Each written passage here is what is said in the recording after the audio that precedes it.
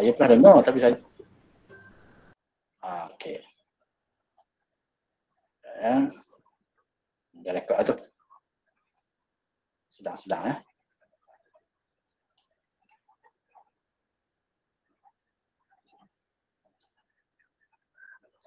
Jangan bahas apa, line slow pula kan, payah pula ya. Lambat dia punya nak rekod tu. Baik, jadi ya. Jadi yang tadi yang larut dalam air tadi terima untuk kepala, untuk ekor tak larut dalam air kita reject.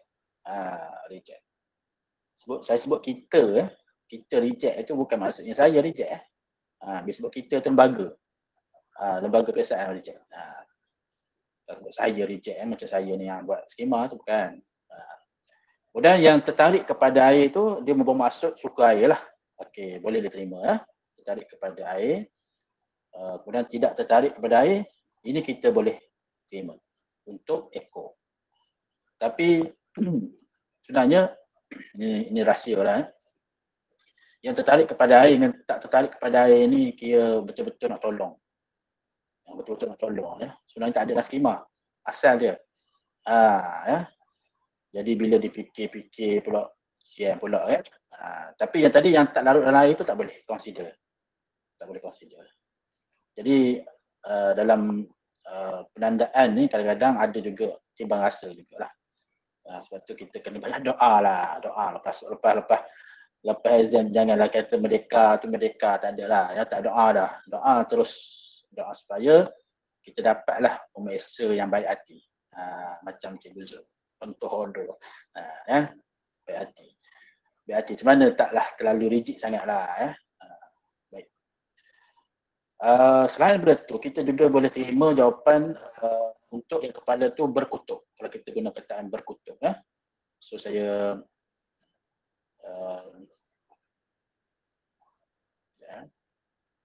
kataan lain-lain yang boleh diterima ialah berkutub. So berkutub. Untuk yang ekor tidak berkutub. Maknanya diterima jugalah istilah ni ya. Berkutub dengan tidak berkutub. Tapi kalau kita kata kataan apa ya, ada yang kita reject. Tak ada kan kesalahan ni, salah. Dekat tu lah. Okey. Untuk yang ni lah pilihan dia. Ya, hidrofilik, hidrofobik untuk ekor. Kemudian larut dalam air boleh untuk kepala. Tapi yang untuk ekor larut dalam lemak. Ya, larut dalam lemak. Kemudian tertarik kepada air, tak tertarik kepada air, berkutub, tidak berkutub. So ada 4 pilihan. Tapi walaupun jangan kita buat macam ni. Satu je lah kita jawab. Pilihlah sama ada hidrofilik atau hidrofobik. Yang kita buat seleh-seleh itu macam saya tulis ni ya. Sebab kalau kita jawab lebih daripada satu, dia bagi setiap tu, dia akan jadi nanti reject nanti ya. Kalau salah lah. Katakan kita buat hidrofilik, kemudian kita buat stroke, larut dalam air. Kan? Yang bawah kita buat ekor, untuk ekor, hidrofobik, stroke, tak larut dalam air. Jadi yang tak larut dalam air itu salah. Jadi dia akan membatalkan hidrofobik itu. Dia panggil istilah dari segi marking WCR ya. Wrong cancel right. Ya, wrong cancel right. Ini segi marking lah. So kita tak boleh jawab lebih daripada yang diperuntukkan. Kalau markah dia dua lah. Tapi ada kes-kes yang boleh. Nanti saya akan beritahu ya. Ada tanya soalan tak? Saya takut terlepas soalan dalam chat ya. Tanya apa ni? Oh, tanya rekod tadi ya. Okay, kita memang sudah rekod. Baik, seterusnya sekali dia punya skema, ada skema punya. Skema dia ada ya. Cantik sikit lah tulisan sebab typing ya. Okay.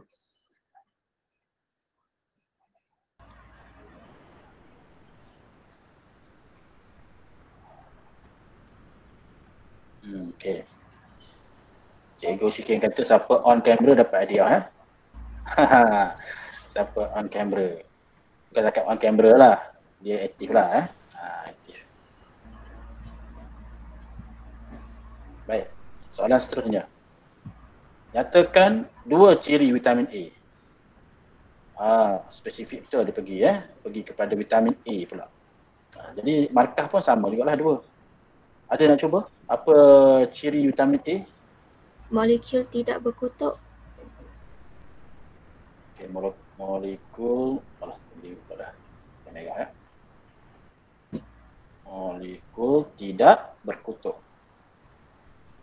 1. Ada lagi? Larut dalam lemak. Larut dalam lemak Saya buat slash je lah Larut dalam lemak. Ada lagi? Merupakan vitamin larut lemak.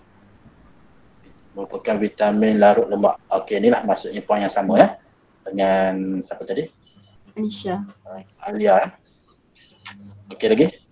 Alia pula, Alisha. Lagi? Ada lagi? Kalau merupakan bahan larut lipid, cikgu. Merupakan bahan larut lipid. Maknanya bahan larut lipid. Kita kata bahan larut lipid macam bunyi sama je. Tak apalah saya tulis. Untuk sebab lipid dengan lemak tu lebih kurang lah. Okay, ada lagi? Tak ada kot. Tak ada Okey. Cuba respon untuk jawapan pertama, molekul tak berkutub. Okey, molekul tak berkutub ni terima boleh. Larut dalam lemak pun boleh. Okey, ataupun larut lipid pun boleh Bahan larut lipid ni pun sama. Ini maksudnya poin yang ni sama je. Semua masuk. Okey. Okey. Jadi selain itu yang kita boleh terima iaitu saiz dia kecil Saiz dia, kita tengok dari segi saiz dia. Okey, sebab kalau kita belajar dalam bab 3 ni ataupun bab pergerakan bahan melintas dalam plasma ni, kita akan lihat keboleh lalu suatu molekul tu berdasarkan kepada yang pertama dari segi larut air atau larut lipid, kemudian dari segi berkutub atau tidak berkutub, yang ketiga dari segi saiz molekul tu, kecil ataupun besar. So saiz kita jangan lupakanlah. Vitamin A ni dia termasuk dalam kategori molekul yang bersaiz kecil. Saiz kecil. Okey, saiz yang kecil yang pertama, tapi dua je lah cuma pilihan jawapan ceritanya lah, pilihan jawapan So maknanya kalau kita nak jawab lebih daripada 3, lebih daripada 2, adakah dibenarkan? Itu soalan dia. Jawapannya boleh. Jawapannya boleh. Tetapi cara kita menulis tu kena hati-hati sikit lah. Supaya jangan dia dalam satu ayat. Dalam satu ayat. Jadi kita buat sama ada kita buat numbering, nombor, ataupun kita buat dash. Boleh. Jadi tak ada masalah lah kalau kita jawab lebih daripada markah yang dibentukkan. Markahnya 2, katakan kita jawab 3. Kalau 3-3 betul, okey lah. Tak ada masalah. Katakan yang pertama salah. Yang kedua, ketiga tu betul. Macam mana pula? Jadi dalam kes ini kita tak penalize. Tak penalize. Maksudnya tak denda lah. Tak bagi satu penalti kepada calon. Sebab okey, sorry. Saya betulkan semula Untuk soalan yang macam ni, kita ambil 2 yang pertama. 2 yang pertama. Saya silap tadi Untuk yang 1B1 ni sebab dia ada kataan 2 dalam soalan tu, dengan jelas disebut 2 Okey. Jadi nyatakan 2 maksudnya kita kena bagi 2 lah. Jadi kalau kita jawab 3, tu je. Kalau kita jawab 3, semestinya akan ada 2 yang pertama. Dia panggil FAO, dia panggil Dia panggil istilah dia FAO, first attempt only Okey, iaitu 2 first attempt only. 2 cubaan yang pertama saja. Artinya kalau yang ketiga tu betul ke salah, diabaikanlah. Kalau betul tu okeylah, kalau salah pun tidak memberi kesan. Tapi kalau yang jawab lebih pada 2, yang jawapan yang pertama, kedua saja dibaca. Jawapan yang ketiga tu walaupun betul dikira sebagai tidak diambil kira. Itu kes soalan yang jenis ada menyatakan bilangan dengan spesifik dia nyatakan bilangan, dia nak 2. Tak kira lah mana-mana kita jumpa. Ya, sama ada di soalan esei ke, ya, soalan soto ke, sama je. Dia punya kaedah dia. Ya. Okey, jadi itu tadi saiz yang kecil, larut lemak ataupun ada satu lagi pilihan yang tidak larut air. Tidak larut air ya. Tapi yang tidak larut air ni untuk yang soalan 1A2 tadi kita tak terima ada beza sikit, ada beza. Sebab itu dari segi hidrofobik. Yang ni dia berbeza untuk vitamin A. Sebab tu untuk yang ni tidak larut air diterima. Dan yang ketiga tidak berkutuk. Okey, ada catatan di situ reject kalau kita sebut tidak bercas. Tiada cas Tidak bercas ni untuk yang sinilah. Untuk poin ni kataan tidak berkutuk tu dia tidak sama makna dengan tidak bercas. Tidak, dia mempunyai makna yang berbeza. Faham tak? Kalau ada nak tanya boleh lebih mendalam lah untuk boleh PM cikgu nombor telefon minta cikgu sikit Baik, berdasarkan kepada rajah 1.1, mana rajah mana tadilah ya 1.1, terangkan pergerakan vitamin A. So fokus pada pergerakan vitamin A ke dalam sel badan, 2 markah. Okey, 2 markah. So sekurang-kurangnya 2 poin lah. Ada nak cuba?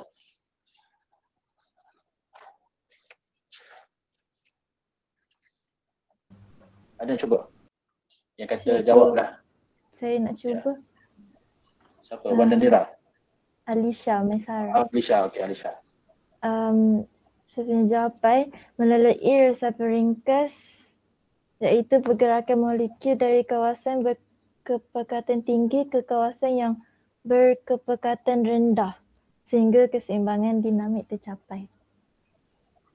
Okey. Ada poin di situ. Boleh repeat sekali lagi tak, Alisha? Melalui resapan ringkas. Resapan ringkas. Okey. Lepas tu iaitu pergerakan molekul dari kawasan berkepekatan tinggi ke kawasan yang berkepekatan rendah. Okey. Sehingga keseimbangan dinamik tercapai. Keseimbangan dinamik tercapai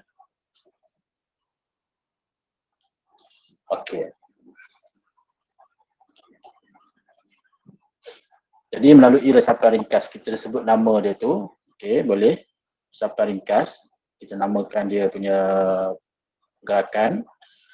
Dan pergerakan tu pergerakan molekul ataupun pergerakan vitamin A lah molekul vitamin A kata sebut pun tak apalah. Tapi kalau boleh kita biasakan kita spesifikkan kepada soalan sebab sekarang ni terfokus pada vitamin A. So kita sebut pergerakan molekul vitamin A, okey macam tu Tapi kalau tak tulis pun tak apa. Cuma the best kita tulislah gerakan molekul vitamin A dari mana? Dari kawasan berkepekatan tinggi. Sebab resapan ni daripada kepekatan tinggi kan. Okey. Ke kawasan berkepekatan rendah. Okey, jadi mesti habis sampai sinilah. Dapat 1 poin So 2 dah situ. Sehingga keseimbangan dinamik tercapai Okey, yang keseimbangan dinamik tercapai ni kita tak ada poin di situ Tak ada poin di sini. Ni tak ada poin.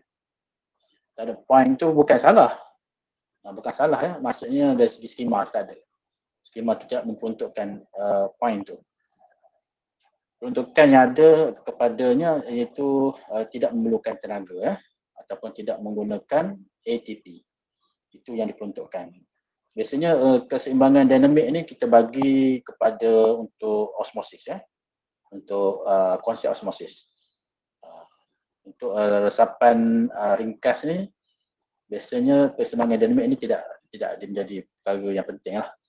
Tapi bukan salah yang kata pula salah ke, tak, bukan salah, cuma tak ada point. Okey, tak ada point di situ. Jadi satu lagi perkataan yang boleh kita tambah lah untuk resapan lah, maksudnya melalui resapan ringkas. Okey, dah. Ataupun kita kata pengangkutan pasif pun boleh. Kemudian kita tambah dengan meresap melalui dui lapisan fosfolipid. Itu pun boleh ya. Boleh tambahin tu.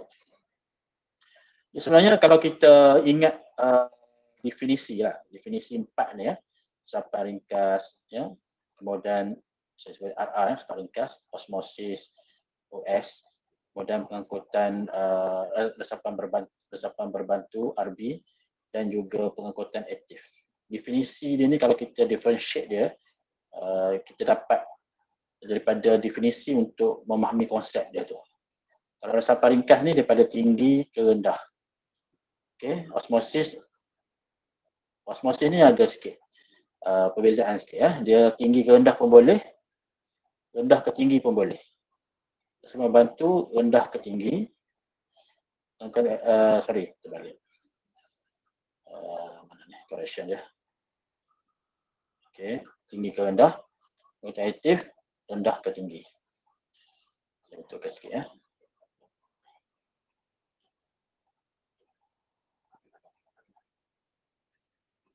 Okey. Jadi ini tadi tinggi ke rendah ya.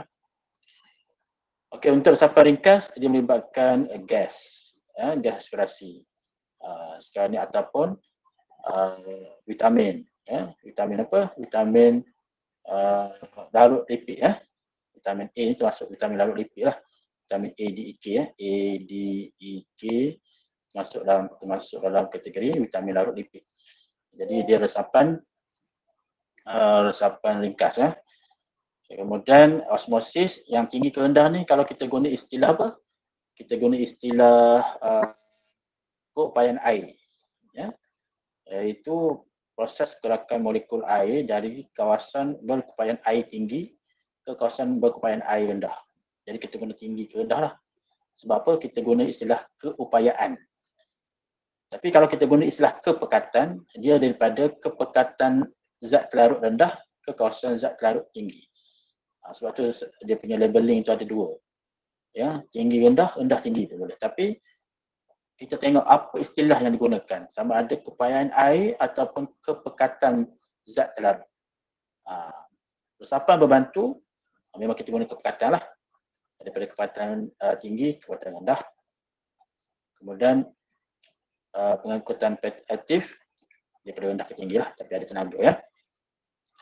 Jadi berdasarkan soalan ni, bila kita dah tahu vitamin A ni termasuk dalam resapan ringkas, jadi kita gunakan definisi tu, gunakan definisi dia tu dalam di penjawapan. So pergerakan molekul vitamin A ya dari kawasan berkepekatan tinggi ya ke kawasan berkepekatan rendah.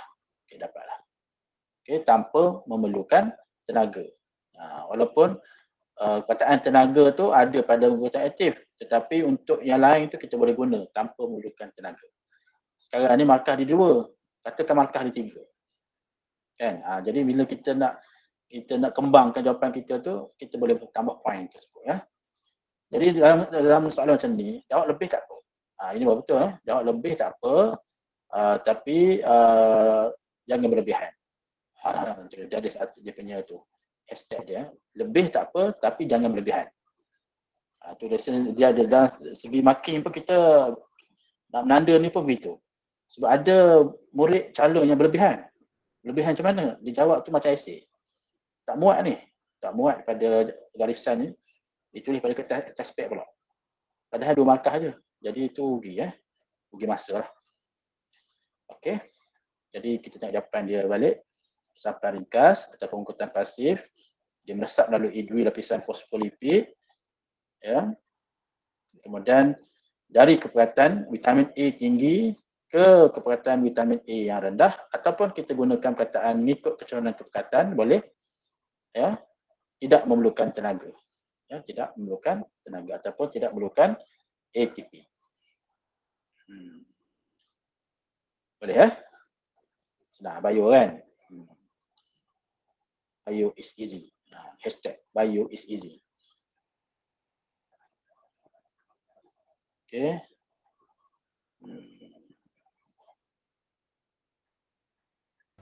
Cikgu, saya nak tanya soalan boleh tak? Ya, siapa tu? Afifah. Okey, teruskan. Untuk jawab soalan macam ni, better buat point ke atau ayat panjang macam cikgu tulis? Okey. Jadi kita kalau bentuk point ni dia sebenarnya tak digalakkan lah. Tak digalakkan. Kita tukar, kita transform daripada bentuk point ni, kita sambung selepas titik. Tapi kena buat ayat penuh lah. Kalau macam cikgu tulis, tiba-tiba je kan, resapan ringkas. Macam orang salin skema je kan. Jadi kita kena tulis lah. Sikit lah, kita kata pergerakan vitamin A ke dalam badan sel melalui resapan ringkas. Macam tu. Kan? Kemudian titik. Kan? Titik. Kalau tak nak titik, kita sambung lah. Meresap melalui 2 lapisan fosfolipid. Okay. Kalau tak ada titik lagi, nak terus sambung. Dari ke perkataan sambung. Mana tak ada masalah. Kita jawab macam tak ada titik. Orang kata tak ada tomak nina. Tak ada tomak nina, tak ada berhenti. Mana terus je. Satu nafas je. Macam orang akad nikah. Akad nikah. Akad nikah itulah sekali je. Tak boleh putus. Nanti dia batal. Kan? Maknanya kalau nak jawab, dicadangkan sambung titik ke titik. Tapi bukan point ke point. Bukannya maksudnya dash. Seperti yang skema saya ni lah. Skema saya ni untuk pengesa. Pengesa tu sebab dia nak tahu point tu point ke berapa. Point pertama, point kedua, point ketiga. Tapi student jawab ayat macam biasa. Macam biasa saja. Cuma nak mengelakkan daripada ada satu skill, mengelakkan wrong cancel right. Kita banyakkan titik. Maksudnya kita lihat satu ayat penuh ni macam ni kan. Kita kata pergerakan vitamin A, ya, dari vitamin A ke dalam badan sel melalui resapan ringkas. Dan lepas titik yang ni sambung. Yang meresap melalui 2 lapisan fosfolipid, sambung situ. Kan? Kalau muat lagi sambung situ pula.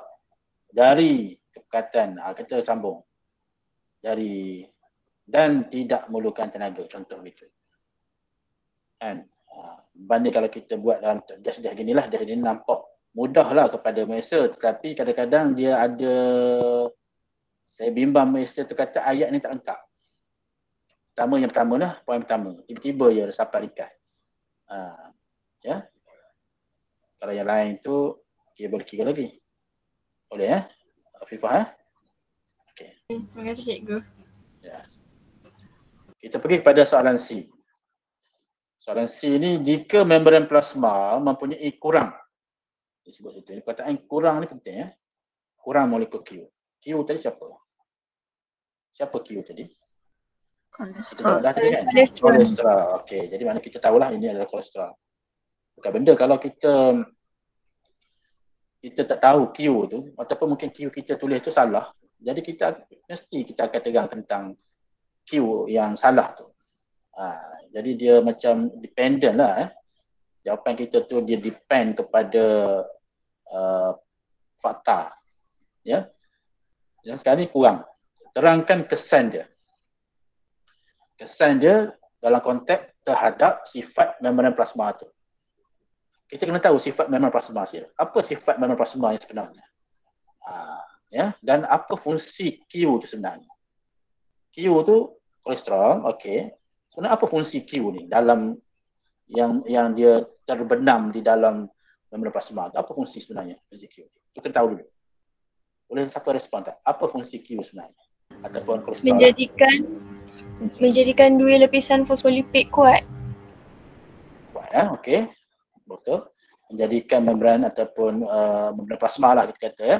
Membran plasma tu lebih kuat, ya, lebih stabil ataupun lebih fleksibel. Itu adalah fungsi kolesterol tu. Sekarang ni bila dia kurang, maksudnya kolesterol itulah kurang. Jadi perkataan kurang ni kita kena respon perkataan kurang tu dalam jawapan kita. Macam mana?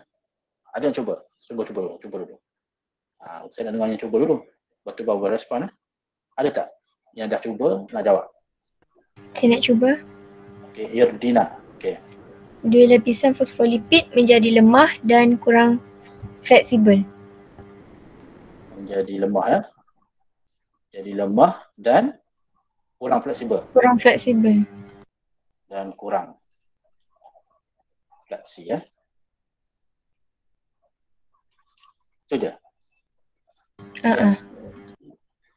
Okey, ada jawapan lain? Orang lain? Cikgu. Ya, Alisha. Okey. Tapi panjang sikit lah. Tak apa. Jangan laju kan? Membran plasma menjadi lebih telap kepada semua bahan yang merentasinya dan kestabilan membran plasma semakin berkurang kerana membenarkan bahan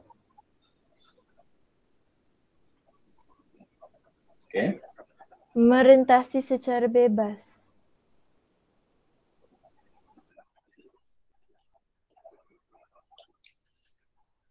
Okey, ni yang pertama. Yang pertama tadi Irdina. Irdina betul Alisha. Ada lagi orang lain? Cukup ya. Kita bincangkan dua jawapan ni lah ya. Daripada dua orang, Irdina dan Alisha. Irdina kata dua lapisan fosfolipid menjadi lemah dan kurang fleksibel. Fleksibel ni kurang anjal lah. Keanjalan lah. Maksud fleksibel ni perkataan bahasa Inggeris. Tapi diterima juga dalam bahasa Melayu sebagai fleksibel ya. Jadi soalannya kurang. Perkataan kurang ya. Jadi Irdina menggunakan kataan lemah. Jadi lapisan menjadi lemah ya, lemah ya. Dan kurang fleksibel. Sebenarnya sini kita ambil sebagai satu poin saja. Ya, Irdina ya, satu poin saja sebab lemah dan kurang fleksibel ni dia satu poin yang sama. Ya, satu poin yang sama. Dia kira adalah satu benda yang sinonim ya. Lemah ataupun tak kuat ya. Dia membawa maksud yang sama lah tu. Kurang fleksibel. Jadi kalau dikata sini kurang, jangan kita kata tidak. Elakkanlah menggunakan kataan tidak lah kalau boleh. Jika membran plasma mempunyai kurang. Kurang tu maksudnya masih ada. Bukanlah tiada ya. Sebab ada setengah tu jawab dua lapisan fosfolipid menjadi tidak fleksibel. Tidak. Kataan tidak tu jadi salah. Sebab soalan tu dia terkurang. Manakala Alisha tadi membran plasma menjadi lebih telak kepada semua bahan. Jadi lebih telak ya. Jadi lebih telak pada semua bahan. Okey. Di sini ada sedikit nampak pelik sikit jawapan yang diberi oleh Alisha walaupun dia kata lebih, tapi betul. Betul, memang betul. Bila kurang, jadi kita ibaratkan membran plasma tu dia boleh benarkan semua benda lah, semua bahan lah merentasinya. Kan? Sekarang ni sebab dia tak ada. Kalau dia ada pasalnya kolesterol tu dia menguatkan, dia menjadikan membenarkan sebahagian bahan saja. Itu fungsinya. Tapi sekarang ni dia dah tak ada. Dia tu ialah kolesterol. So membran plasma menjadi lebih telak kepada semua bahan. Itu betul. Di sini ada special sikit jawapan ni. Jadi untuk poin ini dapat okey, 1. dan kestabilan membran plasma berkurang. Okey. Jadi samalah seperti mana yang Irina tadi ya, poin ini kestabilan membran plasma berkurang ya. Okey. Dapat 2 poin situ. Kerana membenarkan bahan melansasi secara bebas. Ini maknanya dijawab baliklah poin yang tadi ya, poin yang pertama ni. Okey. So dapat 2 markah ya. Alisa.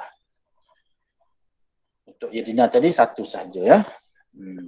Sebenarnya kita jawab lebih pun tak apa. Kita tengok contoh jawapan nanti ya. Okey, antara jawapan yang diterima, membran plasma hilang kestabilan. Digunakan kataan hilang boleh diterima ya. Hilang tu masih diterima lah. Walaupun saya kata tadi tidak, tiada. Hilang ni dia masukkan di sini bukanlah maksudnya tiada. Hilang tu maksudnya dia maksudnya berkurang. Di sini maksudnya. Iaitu sebab tu dia sebut sini menjadi kurang fleksibel. Ya, kurang fleksibel. Ataupun membran plasma menjadi lebih telak kepada semua bahan seperti mana disebutkan tadi oleh Lisa tadi. Kemudian sifat bendalil membran plasma bertambah ataupun dia menjadi mudah pecah. Ya, bila dah dibenarkan semua benda lah, semua bahan melintasi, jadi dia jadi mudah pecah lah ataupun sifat bendalil dia tu. Ya. Maksudnya kalau kita kata semakin macam ketelarutan dia tu semakin bertambah. Boleh nampak ke pada skrin tu? Macam ada lag pula lah. Okey kan? Dia macam freeze cikgu. Itulah. Ini semua faktor internet lah ya. Kalau internet tak tahu berkuat tu gitulah. Dia jadi lekat. Hilang pula lah. Tak apa, check time sikit. Ada soalan nak tanya berkenaan yang ni?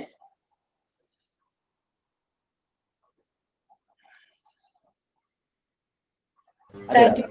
Boleh ya? Tak ada. Tak ada cikgu. Tadi hilang tadi, kita betulkan balik. Tengok. Ada tak? Kita undur balik. Okey, tak ada lah. Dia dah freeze itu. Okey, itu tadi ya. Memang ada lag sikit ya. Antara saya punya ni dengan laptop ada lag sikit. Okey. Okey, itu dah masuk soalan lain ya. Baik ya, kita pergi kepada soalan D. Ya, soalan D ini soalan aplikasi ya.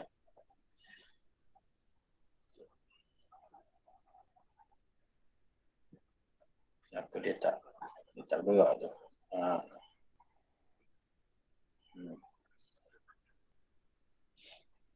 Okey, soalan D, kehadiran merkuri merencat respirasi. Kataan merencat tu penting ya. Kataan merencat tu. Terangkan kesannya. Kesan apa? Kesan kehadiran merkuri itulah. Ya. Terhadap pengangkutan ion natrium melintasi membran plasma. Okey, so maknanya ni negatif lah ni ya. Benda yang negatif lah. Kita kena tahu apa tu pengangkutan ion ni secara aktif ke, secara pasif ke. Kemudian dengan kehadiran merkuri sudah tentulah memberi kesan lah kepada pengangkutan itu. Cuma macam mana kita nak tulis ayat yang lengkap. Ada nak cuba? Ada cuba tak? Saya cikgu. Arifah ya? Afifah. Okey, Afifah. Merencatkan penghasilan ATP. Penghasilan. Dan mengganggu pengangkutan ion natrium. Pengangkutan ion natrium. Ion natrium ya. Itu je. Okey, orang lain ada lagi? Orang ada nak cuba tak? Ke sama je? Itu saya nak. Okey, Alisa. Molekul ATP molekul ATP tidak dapat menjana tenaga tidak dapat menjana tenaga semasa respirasi sel. Dan pengangkutan aktif tidak berlaku di membran plasma.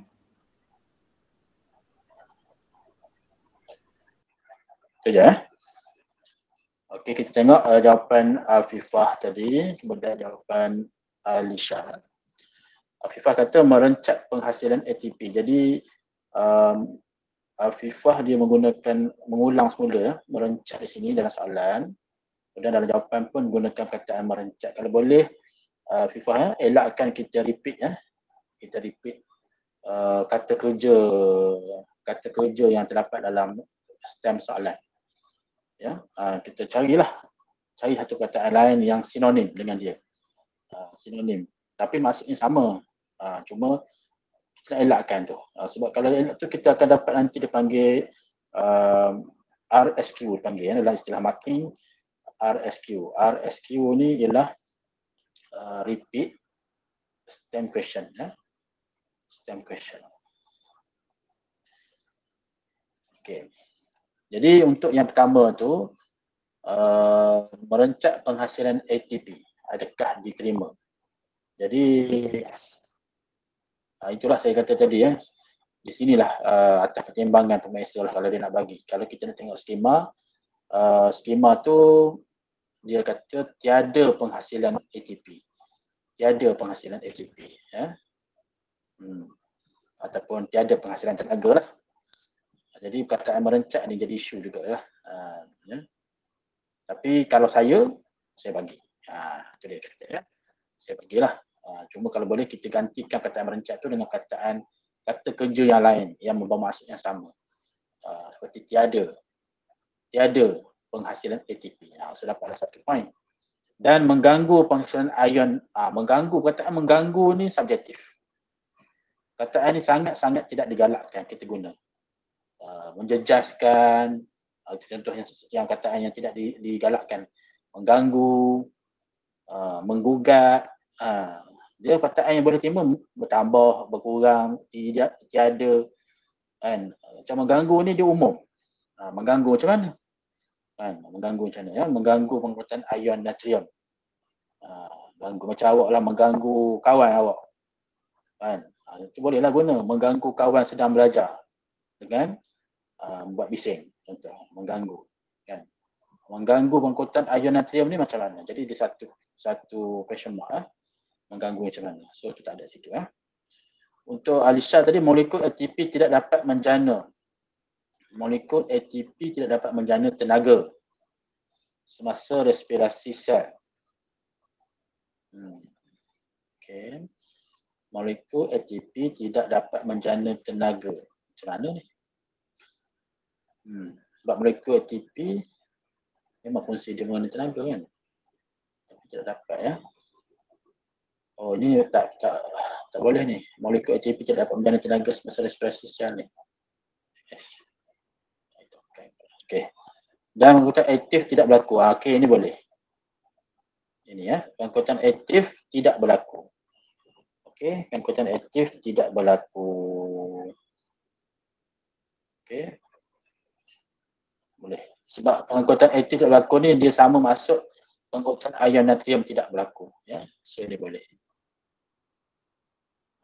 Jadi yang pertama tu molekul ATP tidak dapat menjana tenaga tu reject reject. Kita tengok skema dia. Okey, yang pertama pengangkutan ion natrium ataupun pengangkutan aktif tidak berlaku. Okey, ada. Kemudian tiada penghasilan tenaga. Okey, tiada penghasilan tenaga ataupun tiada penghasilan ATP. Okey. Protein pembawa tidak berubah bentuk. Guna kataan tidak lah tu sebab merencap tu dia guna kataan tidak daripada kataan merencap dan soalan tadi merencap. So merencap ni macam dia macam stunted, stunted maknanya tidaklah. Kataan tu maknanya negatif, merencat. Daripada benda yang positif jadi merencat. Kalau merencat, kalau kita kata menambahkan lah, melawan kepada merencat ni, menambahkan, meningkatkan, kan. Itu maksud dia. Jadi kalau merencat ni maksud yang sinonim ialah tidak, tidak berlaku, tidak berlaku, tiada, ya, tidak berubah. Jadi kataan tu dari segi skema dia kita nak kataan begitu, ya. Okey, dari sini tu, ya. Sebab itu jawapan awak tadi Arisa, ya, jawapan awak yang tadi itu molekul ATP tidak dapat menjana tenaga semasa respirasi. Kita tak pergi sejauh itu, ya, tak pergi kepada sejauh itu sebab soalan tu dia hanya sebut pengangkutan air merentasi membran plasma saja. Itu dia ada limitation dia. Limitationnya ataupun had dia sampai di membran plasma saja, bukan kepada kesan dia kepada respirasi. Respirasi itu dah beyond, dah beyond, dah jauh. Kalau soalan essay itu mungkin dia set lah, dia terima lah, tapi tengok soalan tu. Dia bukan kita boleh jawab semua lah, nanti panjang lah. Okey, setakat ni macam mana? Boleh tak? Ada beberapa kemahiran yang awak perlu kuasai, ya, dari segi soalan tu apa yang dia nak, ya, apa yang dia nak, kemudian kita raikanlah apa yang dia nak tu dengan jawapan yang sepatutnya. Tapi sebenarnya kalau kita kaji-kaji, ya, keyword sebenarnya untuk skor bio ni, dia konten kena ada. Konten tu maksudnya kita tu menguasai konten dulu. Artinya nak tak nak memang kita kena baca dulu, betul tak? Kan, baca, kita dah hafal, kita dah ingat. Kemudian lepas kita dah ada konten tu, mudahlah kita nak manipulate konten kita tu kepada skill tu, kemahiran menjawab tu. Jadi satu tip untuk skor bio ni, selain daripada menghadiri seminar-seminar teknik menjawab, kita dari segi basicnya kita mesti ada konten. Dalam diri kita tu kena ada pengetahuan tentang satu topik itu. Nanti kalau kita bercerita teknik ni, konten tak ada, susah, ya. Jadi macam tu. Jadi pelajar bio tu begitulah. Baik, ada soalan? Dia ada freeze pula situ. Tak ada, sih. Tak ada. Lekat pula, ya. Mungkin kena pergi minum air dulu agaknya, ya. Sebab lekat tu. Siapa nak minum air lah. Baik. Soalan yang kedua. Sebelum saya pergi kepada yang lain, nak tanya, awak ni silibus tingkatan 5 ni setakat mana? Dah belajar lah. Bab berapa? Dah habis. Dah habis. Oh, dah habis. Oh, cepat, ya. Boleh kata laju jugalah, cikgu Syikir ajar. Ya. Cikgu Syikir ajar guna kaedah apa? Google Meet lah, Google Meet. Ya. Guna Google Meet. Memanglah Google Meet ni memang laju lah. Ya. Join ke tak join ke, cikgu jalan, ya. Jadi macam kereta api express. Sama lah, cikgu pun sama juga, dah habis syllabus juga, ya. Tapi dah masuk kepada mengajar kali kedua lah, ulang balik. Baik, jadi kalau dah belajar semua, tak ada masalah. Okey, jadi soalan nombor 2 ni, ini tingkat 4 juga, ya. Tingkat 4. Tapi bab yang ke-14, ya, bab 14. Okey, pergerakan dan sokongan. Okey, movement and support, ya. Dia gerak tak? Screen tu. Tak, cikgu gerak. Guru gerak. Dah. Okey. Dah gerak dah, ya. Maklumlah tengah hari, ya. Internet slow lah tengah hari. Sebab apa? Ramai dah bangun tidur, ya. Tadi ramai tidur pagi. Pernah cikgu buat kelas, pukul 8 pagi tak ada seorang pun datang. Pukul 8 pagi tu seorang ada. Seorang pun tak ada. Duduk mana ni? Ada murid cikgu lah. Pukul 8 tak ada. Tunggu 8.30 tak ada. 8.30 tu barulah ada seorang. Ya, jadi menunjukkan bahawa apa? Hidup. Ya. Saya harap sematah tak macam tu lah ya. Betul tak? Tengok sikit ya. Dia orang kalau pukul 8 tu dah terpacak dah. Okey. Soalan nombor 2, kita tengok diagram atau perajah 2.1 menunjukkan tulang J. Kena-kenal lah tulang J tu. J dalam tulang vertebra manusia. Okey. Apa itu J? Boleh labelkan J? Tulang lumbar. Vertebra. Lumbar. Vertebrata lumbar. Vertebrata lumbar. Okey. Vertebra lumbar. Vertebra lumbar ya, ataupun kita tulis lumbar ya. Lumbar. Mana K? Cakra rawan. Rawan ya. Cakra rawan. Saya dengar tu saya cakra rawan. Cakra rawan. Dis. Dipanggil ya. Cartilage. Ataupun dis. Jadi tulang belakang kita ni, ya, tulang belakang ataupun vertebra, turus vertebra ni, kita semua tahulah terbagi kepada 5 5 jenis. Iaitu apa tu? Cervix. Ya, cervix. S-E-R ni, tinggal R. Cervix. Ingat 7. 7. Ya. Cervix 7. So tulang pertama sampai tulang yang ke-7 lah. Ya, adalah cervix. Kemudian 12. Thorax. Ya. Ingat 12. Ya, 12. Kemudian maknanya tulang ke berapa tu? 8 hingga kat kira tu 8 tambah 12. Ya, jadi 19 ya. Okey. Kemudian lumbar 5. Lumbar L 5. Ini tadi 12. T cervix 7. Ya. Jadi tulang ke-20 hingga tulang 24. Ya. Kemudian tulang yang vertebra yang keempat iaitu dipanggil sebagai apa tu? Sacrum. Sacrum. Okey, sacrum. Sacrum 5. Kemudian last sekali caudal ya. Caudal ataupun nama lama dulu panggil coccyx. 4. So ini 25 sampai 29, 30 sampai 33 ya. Jadi kalau kita kira, kita tengok J itu confirm lumbar ya. Kena pula tengok bahagian dia ya. Jadi kadang-kadang kita kena kira.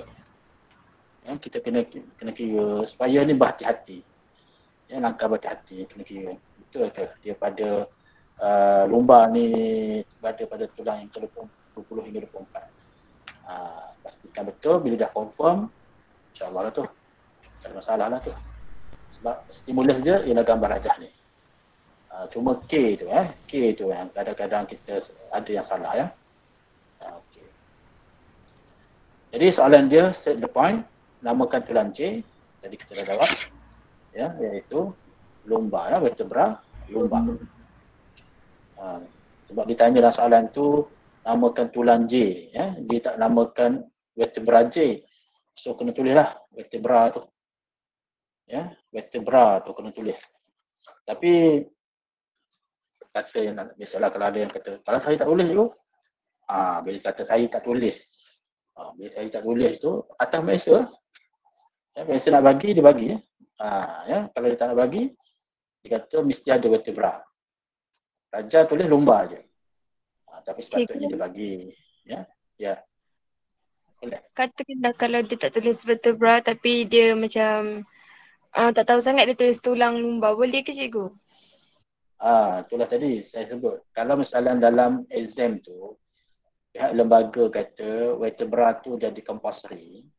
So kataan tulang tu artinya kalau kena wajib lah kena tulis vertebra tu.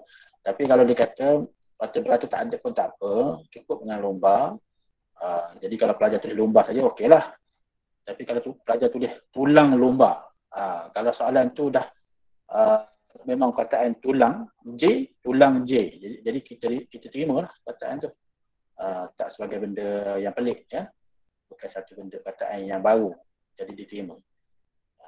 Hakikat dia memang tulang. Ya. Cuma special name dia di situ. Ya, special namanya kita panggil vertebra. Ada pula yang tertambah, vertebrata. Ada yang selalu tertulis vertebrata lumba. Jadi bila vertebrata memang salah lah. Ya, vertebrata diteringat yang sign dulu, ya. Sign rendah. Vertebrata. Jadi tertulis vertebrata pula. Jadi kalau tulis vertebrata lumba, reject di situ. Dan terangkan fungsi K. Fungsi K kita tahulah tadi. K kena tahu. K tadi apa? Dia sebut tadi kan, iaitu cakra rawan. Okay. Tapi dalam soalan ni dia tak minta kita namakan lah. Ya? Kita terus ditanya dengan fungsi. So apa fungsi tu? Siapa nak cuba? Dua markah. Nak cuba cikgu. Okey. Wan Amira. Untuk membolehkan tulang bergerak untuk membolehkan antara dua tulang bergerak. Untuk membolehkan antara dua tulang. Okey. Satu. Kedua. Ada lagi? Ke Amira? Wan Amira. Satu je? Satu je. Okey. Orang lain? Saya cikgu. Siapa? Alfifah. Ya, Alfifah. Untuk menyerap hentakan dan mengurangkan geseran antara tulang. Hentakan dan mengurangkan geseran. Ya, so ada dua benda yang beza, untuk mengurangkan geseran antara dua tulang, ya. Ada lagi? Jawapan lain? Orang lain lah, kalau ada, kalau sama tak apalah. Okey, kita ada. Kita tengok jawapan Wan, ya. Wan Amira. Dia kata untuk membolehkan apa tadi, antara dua tulang bergerak, ya. Bolehkan antara dua. Cuba ulang balik Wan tadi. Betul ke? Untuk bolehkan antara dua tulang bergerak. Dua tulang bergerak, ya. Tak ada dalam skema ni, ya. Tak ada dalam skema, ya. Untuk bolehkan. Tapi kalau kita kata untuk membenarkan pergerakan, tu masih boleh diterima. So, kalau benarkan pergerakan. Tapi untuk membolehkan dua tulang bergerak ni, dia macam kepada dua fungsi sendi, ya. Macam fungsi sendi. Sedangkan K ni adalah rawan. Rawan ni dia pelapik. Dia macam pelapik antara dua tulang. Ya. Maknanya kalau tak ada pun dia boleh gerak. Kalau tak ada, kalau kataan ni. Tapi inilah pentingnya, seperti jawapan yang Afifahnya, untuk menyerap hentakan. Ini satu. Okey, satu poin. Kemudian mengurangkan geseran. Mengurangkan geseran, ya. Untuk mengurangkan geseran. Mengurangkan geseran. Boleh juga, ya. Mengurangkan geseran, ya. Semasa pergerakan tu, untuk boleh. Geseran tu yang akan menyebabkan haus ataupun kesakitan. Jadi bolehlah dia terima situ. So untuk membolehkan antara dua tulang gerak tu kena setakat ni dia tak diterima lah. Okey, kita tengok. Bertindak sebagai cushion, seperti cushion untuk menyerap hentakan semasa bergerak. Melindungi saraf tunjang. Okey. Untuk mengurangkan geseran semasa bergerak. Itu ada tadi. Untuk menyerap hentakan pun ada tadi, ya. Untuk yang Afifah tadi, menyerap hentakan ada, mengurangkan geseran. Untuk membenarkan pergerakan. Tadi yang Wan tadi yang jadi silapnya untuk membenarkan pergerakan turus vertebra, okey. Turus vertebra. Tapi kalau untuk membenarkan pergerakan antara dua tulang, itu yang jadi salah. Ya, bila sebut turus, maksudnya melibatkan keseluruhan tulang belakang tu lah. yang berbentuk segmod ataupun bentuk S tu. Dia bukannya dua tulang. Kalau soalannya dua tulang tu yang gerak. Biasanya kalau dua tulang ni disendi. Ya, disendi. Sendi kita ada sendi ensel dan sendi apa? Sendi lesung. Ya. Sendi ensel dan sendi lesung. Kan? Tapi di tulang belakang ni dia ataupun turus vertebra tak ada sendi. Dia bukan sendi ya. Okey, jadi di situ yang menyebabkan jawapan awak tadi Wan tadi tak diterima point tu. Tapi kalau untuk membenarkan pergerakan turus vertebra, okey boleh. Okey, soalan B1 tandakan saya baca dulu jarum menunjukkan vertebra yang diambil daripada bahagian turus vertebra. Okey, ini apa dia ni? Ini apa? Jenis apa? Thorax. Thorax ya. Okey, thorax ini lumbar. Ini Cervix. cervix. Okey. Jadi tengok gambar ni dalam biologi lah. Setakat ini kita tak minta lagi murid melukis melukis tulang ni.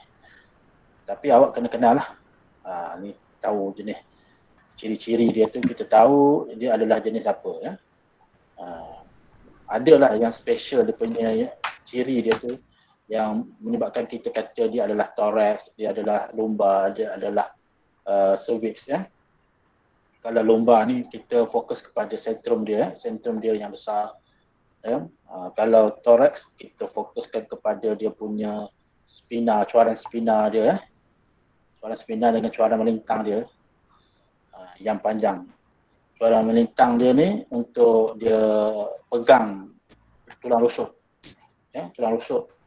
Okey, sebab tu dia punya cuaran melintang dia terpanjang. Sedangkan lumbar dia fokus kepada sentrum kerana ini sentrum ya. Kerana dia memegang ataupun dia menampung beban. Bagai pinggang sebab kedudukan dia di pinggang. Jadi pinggang ni penting. Kalau kita nak angkat satu benda yang berat pun, pinggang yang pentingnya. Kalau pinggang sakit, boleh angkat beban. Tak boleh rebah kita. Pinggang sakit. Kan? Jadi begitu. Kalau untuk cervix ni, dia lebih kepada bahagian tengkuk. Bahagian tengkuk kita ni. Kita nak pusing kanan, nak pusing kiri, nak pandang ke atas, nak pandang ke bawah. Jadi dia tak pentingkan kepada sentrum dan dia tak pentingkan juga kepada cuaran spina ya. Dia lebih kepada dia punya ada cuaran odontoid dia ya. Cuaran odontoid dia sini. Cuaran odontoid dia tu untuk membolehkan berpaling tu, nak paling kanan kiri. Ya, dia odontoid ni untuk pusing. Kita punya leher tengkuk kita ni nak paling kanan paling kiri. Kalau sakit kalau bahagian tu ada sikit masalah, mana kita nak paling pun sakit. Lepas tu ada soalan kuis yang tanya apakah penyakit yang paling sakit?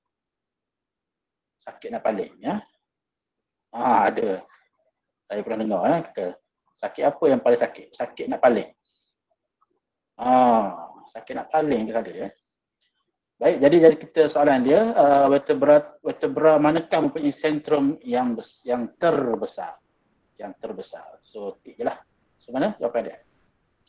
Lumbar yang kedua. So yang kedua itu di tengah tu ya. Tak ada apa tu. Okey, kita hitung. Dasarkan jawapan anda di 2B1 yang kita tik itulah. Mengapakah vertebra itu mempunyai sentrum yang terbesar? Maksudnya fungsi lah. Ya, soalan ni namanya indirectly, dia nak fungsi tu. Fungsi sentrum pada lumbar tu. Jadi siapa nak cuba? Saya, Inas. Inas Sofia ya. Okey, Inas. Untuk menyokong berat bahagian bawah belakang badan. Untuk menyokong berat bahagian bawah. Bahagian bawah. Ada ya. Bahagian bawah badan. Okay, soalan ni satu markah je. Ada jawapan lain tak selain pada yang ni? Orang lain lah. Cikgu, saya Ya, Alisha. ada jawapan lain. Okay. Saya buat untuk menyerap hentakan yang kuat semasa berlaku pergerakan. Untuk menyerap hentakan yang kuat Semasa semasa berlaku pergerakan. pergerakan. Okey. Okey, kita tengok jawapan Inas ya. Inas Sofiah. Untuk menyokong berat bahagian bawah badan. Ya. Menampung berat turus vertebra ya. Bahagian bawah. Bahagian atas tak perlu. Untuk bahagian bawah je. Ya. Gitu ya, Inas. Jawapan tu dalam buku teks ya. Untuk menyokong berat bahagian bawah. Ya. Kadang-kadang terfikir tak kenapa bahagian bawah bahagian atas tak Sentrum ya, sentrum. Saya pun ada juga jumpa benda tu point tu dalam buku teks lah. Betul lah. Bila buku teks ni kita tengok lah ya.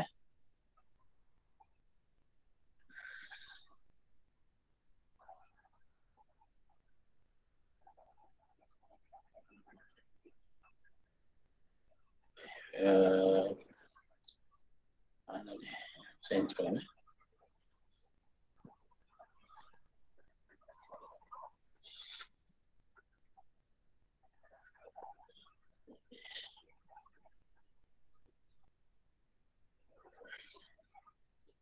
Mempunyai sentrum yang besar untuk menyokong berat bahagian bawah belakang badan. Okeylah. Jadi sebab ada dalam buku teks, buku sebab ni soalan KBSM dulu buku KBSM kita ada jawapan macam ni. Jadi KSSM dia ada. Jadi kita terima lah. Ya. Untuk menyokong berat bahagian bawah belakang badan. Okey, tak apa. Kita terima itu jawapan awak ya, Inas ya. Kemudian Alisa kata untuk menyerap hentakan. Okey, itu boleh menyerap hentakan yang kuat semasa berlaku pergerakan. Itu memang boleh ya. Tak ada masalah. Okey. Jadi yang poin Inas tadi dia kalau yang KBSM ni kita terima untuk menampung berat turus vertebra ataupun berat badan tu. Berat badan tu sendiri ya. Okey, kalau yang buku SSM tu dia bahagian bawah menyokong bahagian bawah belakang badan. Faham tak? Menyokong bahagian bawah belakang badan. Tahu tak bahagian apa tu? Pinggang. Pinggang lah. Betul lah, betul. Bahagian pinggang. Tapi yang poin yang dalam skema yang ni untuk menampung berat turus vertebra ataupun berat badan, dia keseluruhan lah. Keseluruhan badan kita tu daripada kepala sampailah pada kaki. Semua sekali, tak boleh dikecualikan. Okay. Jadi tapi diterimalah jawapan Inas tu. Sebab dia ada buku teks. Sebab skema ni dia memang akan rujuk buku teks. Ya? Kalau bercanggah, kita akan rujuk buku teks. Untuk menyerap tekanan hentakan yang kuat tadi, poin yang diberi oleh Alisa tadi, sama ya. Boleh. Okay, ya. Ini soalan aplikasi ya. Rajah menunjukkan struktur sendi. Ini bawah sendi. Ya. Sendi ni sendi apa? Sendi NCL ya. Sendi lutut atau sendi NCL lah. Sebelum cedera. Ni sebelum cedera. Ya. Semasa cedera, kita nampak ada ni. Apa yang kita nak sebut apa ya. Nak sebut pecah ke. Nak sebut retak ke. Nak sebut retak. Pecah. Apa lagi. Rosak. Adalah istilah-istilah yang boleh kita gunakan untuk menggambarkan keadaan tu. Kemudian selepas rawatan. Okey, selepas rawatan ya, dia ada letak bearing plastik di sini. Kemudian permukaan logam ya. Okey, itu dia punya stimulus lah. Soalan pertama, soalan biasa lah, soalan pengetahuan. Apakah L? L. Jadi L itu apa?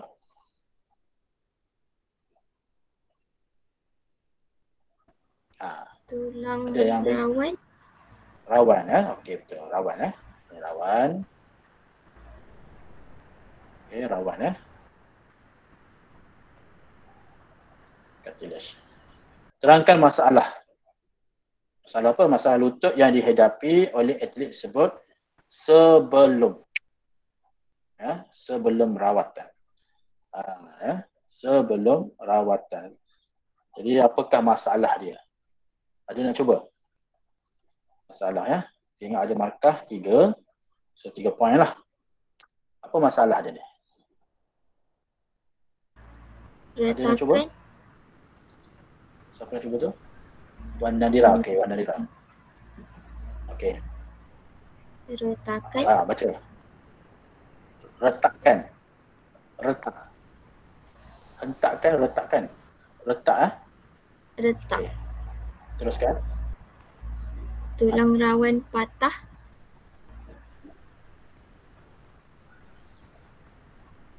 Tulang rawan patah. Okey. Itu je dapat. Itu dia. Okey, alright. Ini Wan Apa lagi? Tak ada? Cikgu, saya debat. Alisa. Saya jumpa. Tapi saya jumpa satu je. Okey. Dia buat dia akan berasa Dia. sakit. Dia siapa dia? Individu ni lah Orang lah, atlet tu Atlet. Atlet berasa sakit. Itu je. Okey. Jadi kita tengok gambar Kita tengok gambar yang semasa rawatan tu tengok je. Okey, semasa. Maksudnya sebelumnya okey lah. Kemudian cedera maksudnya semasa cedera. Semasa cedera tu kita nampak L tu, itu kita nak fokus tu. L tu, rawan tu. Rawan tu dia rosak. Itu yang penting dulu rawan tu rosak. Kalau kita tak jumpa kataan rosak, kita guna kataan dia nipis ataupun dia terhakis ataupun dia tu haus. Boleh. Ada yang kata yang tadi seperti mana yang sebutkan oleh apa tadi? Wan tadi retak. Kata tulang rawan patah. Patah ni kataan patah ni tak boleh patah. Dia dalam istilah bahasa Inggeris dipanggil fracture Fracture ni dia macam dia rosak ataupun dia retak. Retak tu kita boleh terima lagi lah kalau retak. Tapi kalau kata patah tu reject reject. Sebab apa reject? Sebabnya patah ni banyak macam patah ni memang tulang patah, macam tulang patah. Macam mana tulang patah ni? Tulang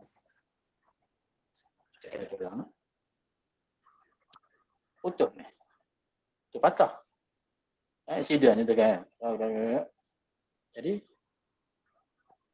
gitu. Itu betul-betul patah. Macam kita patahkan kayu, ranting ke.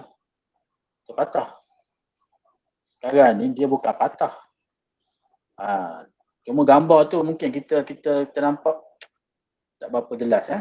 Dia sebenarnya lebih kepada merujuk kepada kita tengok simak Kama dia tu keadaan tu sebenarnya dia osteoarthritis. Tapi memang ramai yang tak boleh skor lah yang ni. Poin ni, osteoarthritis ni. Sebab di bahagian lutut ni dalam silibus freeze pula lah tu dalam silibus kita ni kita jumpa dalam penyakit kalau kita tengok buku teks sekejap kita tengok buku teks masalah yang dihadapi lah masalah dihadapi biasanya tajuk belakang sikit mekanisme masalah nanti ada masalah isu kesihatan ni osteoporosis, belajar osteoporosis, betul belajar osteomalacia bukan osteo Malaysia, osteo Malaysia, arthritis, ni arthritis, scoliosis. Scoliosis ni tulang belakang bengkok. Jadi istilah sini kita ada masalah arthritis ini. Okay. Arthritis kalau kita baca situ, yang lazim berlaku dalam kalangan warga tua ialah osteoarthritis. Itu dia fokus pada warga tua. Yang lazim lah, tapi tak semestinya orang tua saja. Osteoarthritis disebabkan oleh kekurangan berada sinovia dan kehausan rawan. Dia nak fokus kepada kehausan rawan tu. Tapi mungkinlah gambar dia tu agak susah nak gambarkan haus tu. Wear and tear. Rawan menjadi nipis dan ligamen memendek serta hilang sebahagian daripada kekenyalannya. Sendi seperti sendi lutut akan bengkak, berasa sakit serta menjadi kurang fleksibel. Arthritis menghadkan aktiviti harian seperti berjalan. Okey, jadi maknanya di sini dia poin di situ jadi osteoarthritis di mana kita boleh kata rawan tu rosak ataupun rawan tu menipis ataupun merosot ataupun terhakis ataupun haus. Wear and tear. Jadi kemudian kita kata sambungan daripada keadaan ataupun masalah tu, tulang tu terdedah lah bila dia dah nipis. Sebenarnya rawan ni dia berada di hujung tulang. Kita ada tulang, tulang. Nak cover permukaan tulang ni. Ada rawan lah. Jadi rawan tu dah nipis, so jadi tulang yang ada tu permukaan dia akan terdedah lah kepada geseran. Geseran. Jadi bila dia terdedah kepada geseran akan menyebabkan kesakitan lah apabila berjalan. Kalau jalan juga dia akan jadi bengkak pada sendi tu. Bengkak pada sendi lutut, bukan sendi lutut, sendi lutut sendi lutut. Tinggal bukti. Sendi lutut. Maksudnya itulah dipanggil osteoarthritis. Maknanya osteoarthritis ni dia jadi macam keradangan lah keradangan sendi, radang. Boleh juga dah diterima perkataan keradangan. Ataupun dalam bahasa Inggeris kita panggil inflammation, keradangan sendi osteoarthritis. Cuma mungkinlah gambar tu yang mungkin calon tak berapa nampak. Dia nampak macam crack Tapi kalau bahagian lutut tu osteoarthritis. Contohnya itu je. Kalau bahagian lutut osteoarthritis ataupun arthritis. Okey. Kalau tidak arthritis boleh terima juga. Cuma osteo tu dia lebih spesifik sikitlah, merujuk kepada bahagian cartilage ataupun bahagian rawan. So jawapan yang diberi tadi oleh Alisa tu, atlet berasa sakit tu dia terlalu umum terlalu umum, rasa sakit.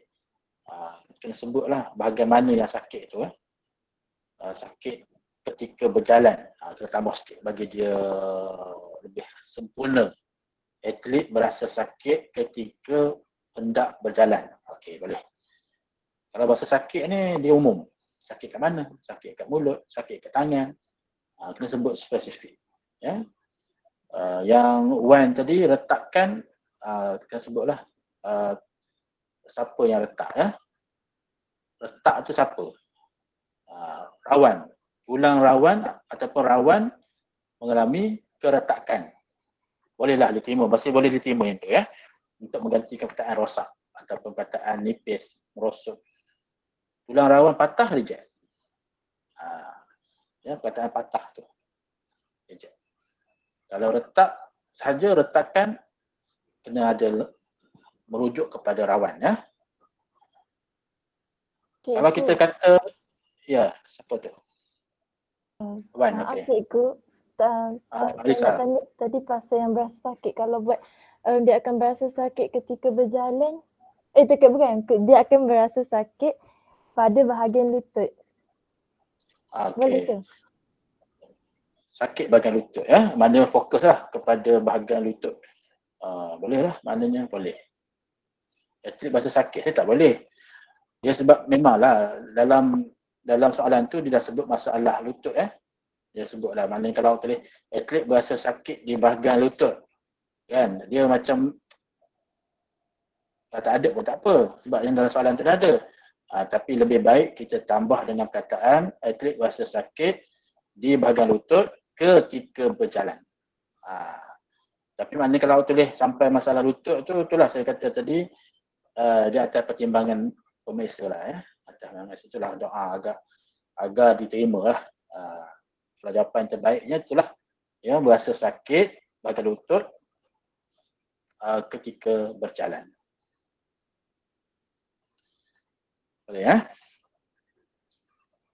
Okey, kemudian kita pergi kepada soalan D. Soalan D kebat sikit Soalan kebat. Rajah 2/3 menyebutkan anggota hadapan dan anggota belakang seekor arnab. Okey, dalam silibus tak ada kita cerita tentang arnab. Yang kita ada belalang. Belalang ada. Tapi arnab tak ada. Jadi bila dia tak ada, tapi konsepnya sama, jadi ini dia bagi kebat.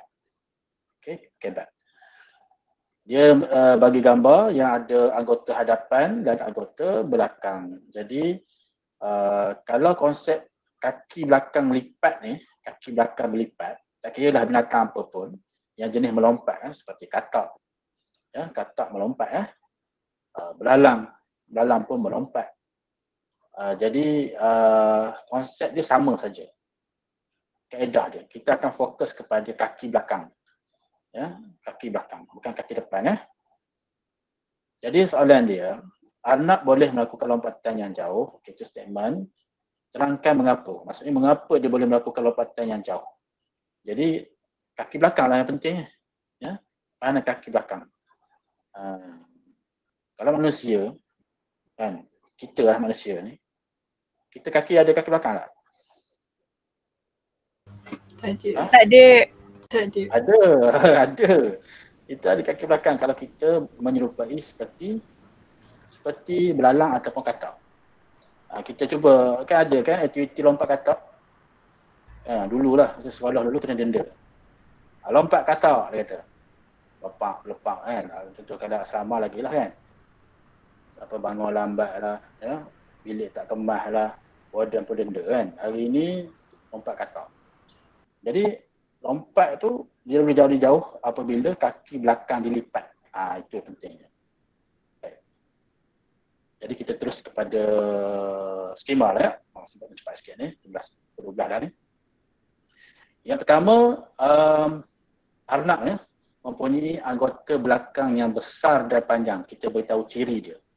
Kita beritahu ciri dia mempunyai anggota belakang yang besar dan panjang. Dia situ kalau ikutkan package, package besar dan panjang pula. Ada yang tulis besar saja tanpa panjang. Jadi tengok keadaan lah pada tahun ni 2019 ni dia sebenarnya dia slash dia mempunyai anggota belakang yang besar slash panjang. Bukan dan lah. Tapi yang terbaiknya sebut dan lah. Besar dan panjang. Kemudian berotot besar. Dan berotot besar. Nak menceritakan anggota belakang. Ini syarat kita bagi struktur anggota belakang. Bukan ini anggota depan. Kalau tulis anggota hadapan, mana salah lah. Reject semua. Okay. Kemudian membolehkan anggota belakang dilipat ataupun dibengkokkan.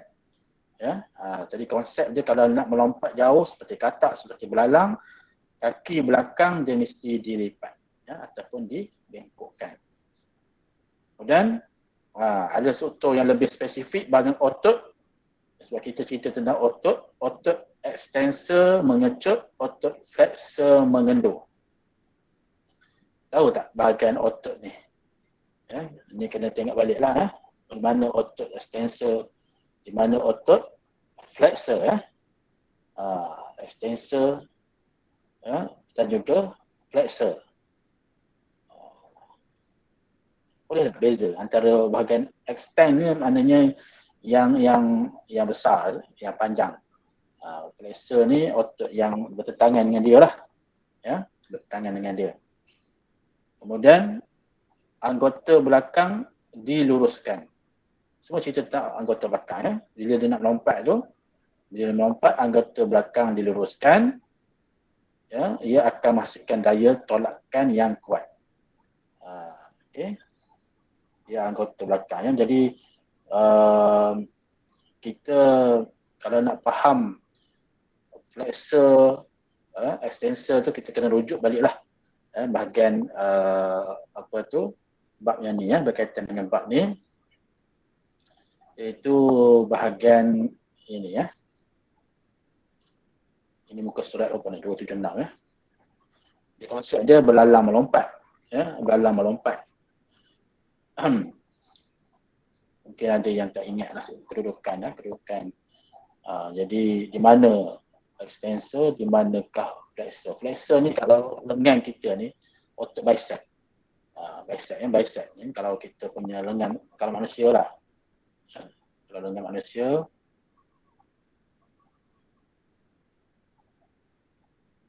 kalau saya boleh lukislah lengan okey, ni lengan ni body kita lah.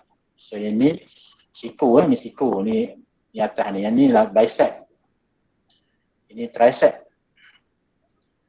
So di manakah flexor? Flexor tu sama macam bicep. Dan extensor tu pada tricep. Itu untuk tangan kita ya. So kalau kita lipatkan tangan kita, kita bengkokkan lengan lah. Kita bengkokkan lengan, maknanya kita kata ketika bengkok tangan, otot bicep kita ni mengecut, otot tricep kita mengendut. Okey. Jadi kalau kita nak katakan lengan ni, kita kena tengoklah ya. Tadi kita dah sebut otot extensor mengecut, otot flexor mengendur. Jadi itu untuk apa? Untuk membolehkan apa tu anggota belakang tu diluruskan. Bila luruskan. Maksud kalau kita luruskan tangan, otot bicep kita mengendur, otot tricep kita mengecut. Jadi nak bolehkan katak pula dah. Arnab ni dia melompat jauh, dia kena luruskan kaki dia. Bila luruskan kaki dia ke belakang, jadi kita khabar otot flexor dia, otot flexor dia tu mengendur, otot extensor dia tu mengecut. Jadi kadang-kadang itu yang jadi salah tu. Yang jadi salah. Yang tertukar, kita tertukar mengecut dengan mengendur tu. Itu yang jadi problem sikit lah di sini. Sebab kita kena tengok juga apa organ sembah lain selain pada yang mengamalkan konsep kaki belakang lipat seperti cacing ataupun yang kita belajar ni burung, ikan, semuanya menggunakan konsep otot mengecut dan mengendur. Cuma kita kena ingat nama tu. Nama, kalau kaki manusia ada dia nama dia, di tangan ada nama dia kan, macam ni nama quadriceps femoris, otot bicep femoris, nama dia tu. Bukanlah susah mana, konsep dia sebenarnya konsep mengecut dan mengendur. Sebab sifat otot ni dia macam mana pun dia mengecut dan mengendur. Cuma sekarang ni masalah di kalangan pelajar ialah dia tak ingat siapa yang mengecut mengendur tu. Kita tukar yang tu. Kalau ikan contohnya ya, otot di sebelah kanan ke, otot sebelah kiri ke, otot megatom tu lah. Burung ya, dari segi pectoralis minor, pectoralis major, kita tengok balik lah ya, kita tengok balik apa yang sepatutnya. So yang ni makna poin yang keempat ni, otot extensor mengecut, otot flexor mengendur jadi anggota belakang diluruskan ya. Cuma saya boleh khabar tadi, kalau ingat lengan lah body kita, ini lengan, ni bengkok, ini ketika bengkok. Ketika kita luruskan lengan, kita luruskan lengan lah. Kita kan lengan kita. Ya, lengan kita. Ini tulang, ini bicep, ini tricep, ini bicep, ini tricep. So bila mengecut, ini bila mengecut pula. Bila kita luruskan lengan, bicep akan mengendur, kendur. Okey juga. Itu ini si kecut tricep akan mengecut. Jadi untuk arnab, otot flexor. Yang tricep ni adalah extensor. Untuk bicep adalah flexor. Macam tu. Ya. Kalau keliru lagi kena tengok semula lah. Boleh ya? Cikgu, Ya.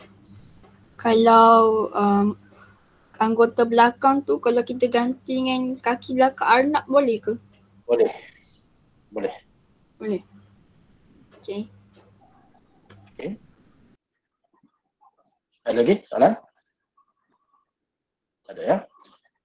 Ini variasi tak jelas kan? Tak terima kan? Okey, kira fresh lagi lah. Segar lagi dalam ingatan. Variasi ada dua, variasi selanjar, variasi tak selanjar ya. Okey. Jadi tak apa kalau tak sempat habiskan ini pun, sesi ini kita dan kata ada sesi lagi kan cikgu. Cikgu kan? Katanya sesi bersemuka ya? Bersemuka. Bersemuka ya. InsyaAllah lah. Mudah-mudahan kita dapat bersemuka ya. Katanya sebelah hari bulan ya. Sebelah hari bulan 10 betul? Sebelah hari bulan 10 ya. Yang tu masuk sekolah kan. Yalah masuk sekolah lah. Betul? Betul tak? Biasanya lah kita masuk fasa ni. Fasa 2 dah. Fasa 3. Baik. Jadi soalan nombor 3 ni tajuk besarnya ialah variasi lah ya. Tajuk variasi. Tapi ni dia freeze pula dah. Sekejap saya tengok sekali lagi. Dia gerak tak? Okey.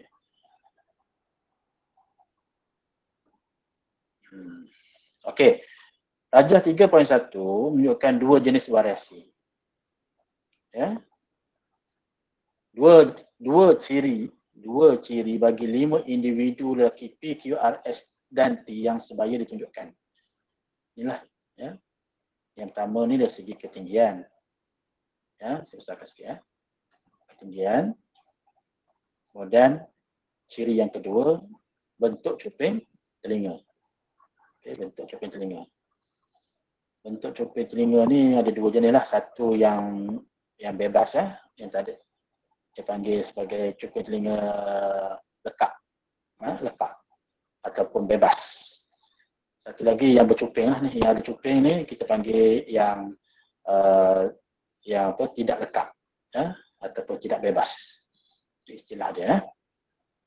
Bukan tak ada cuping telinga ya. Contoh ini tak ada cuping telinga, ini ada. Salah tu.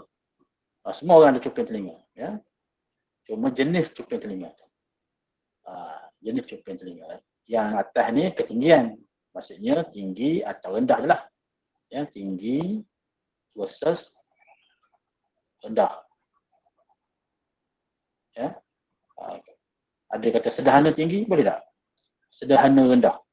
Perkataan sederhana kita ambil ya. Kita ambil kira. Kita ambil tinggi atau rendah. Kemudian ciri yang kedua iaitu bentuk cuping telinga sama ada cuping telinga jenis lekat ataupun tak lekat ya. Okey. Cuma kita tahu tak jenis variasi tu. Yang atas ni, yang ketinggian ni variasi jenis apa? Variasi selanjar. Okey. Variasi selanjar seperti BS ya. Manakala yang cuping telinga variasi tak selanjar. Tak selanjar ya, VTS. Dapat beza yang itu okey lah. Itu permulaan tu. Okey, alright lah. Okey, kemudian kita just beri jawapan itu ya. Jenis variasi ketinggian tadi kita dapatlah variasi selanjar. Kita tengok ya. Okey, kemudian nyatakan dua perbezaan antara ciri-ciri ini berdasarkan aspek berikut.